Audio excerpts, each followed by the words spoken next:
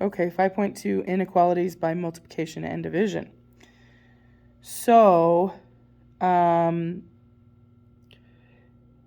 basically, if you multiply each side of this inequality by the same number, it would be the same. So, like, if you said times 2.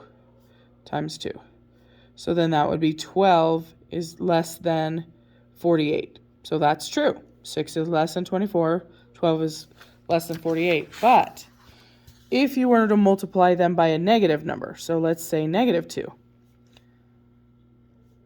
times negative 2. Okay? So 6 times negative 2 is negative 12, less than 24 times negative is negative 48. Is this still true? Is negative 12 less than negative 48? It is not. So what you actually have to do when you multiply or divide by a negative number is the inequality has to flip over. So now, is negative 12 greater than negative 48? That is true. This is not, okay? So that kind of explains why you have to flip it over. So that's the biggest things with multiplication and division with inequalities, is you've got to remember to flip over that inequality, okay? So there's not a whole lot that you haven't already learned as far as equations that applies to inequalities other than that. So if we come over here, if we're just going to solve that, we divide by 60 and we divide by 60, okay? Here's the thing. This is not a negative, and so you're not going to flip over the inequality. So r is going to be greater than, and 8 over 60,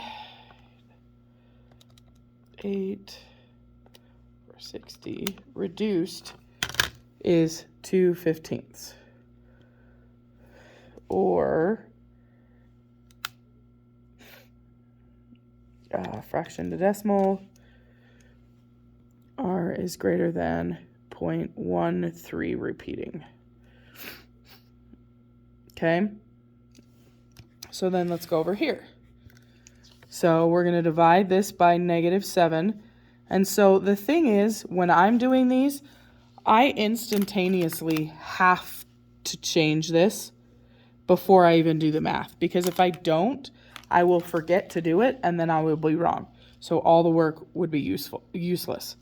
So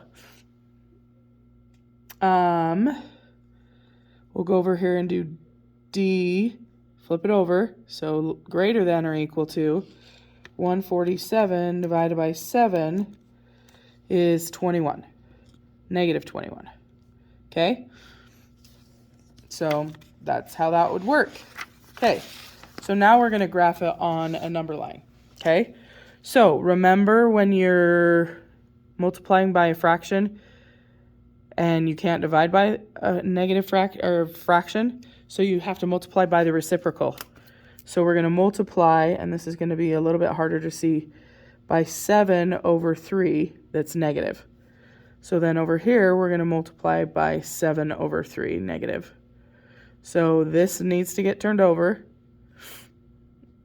Okay, so these cancel each other out. So we have r. And then if you put 21, well, okay, so let's do 21 times 7.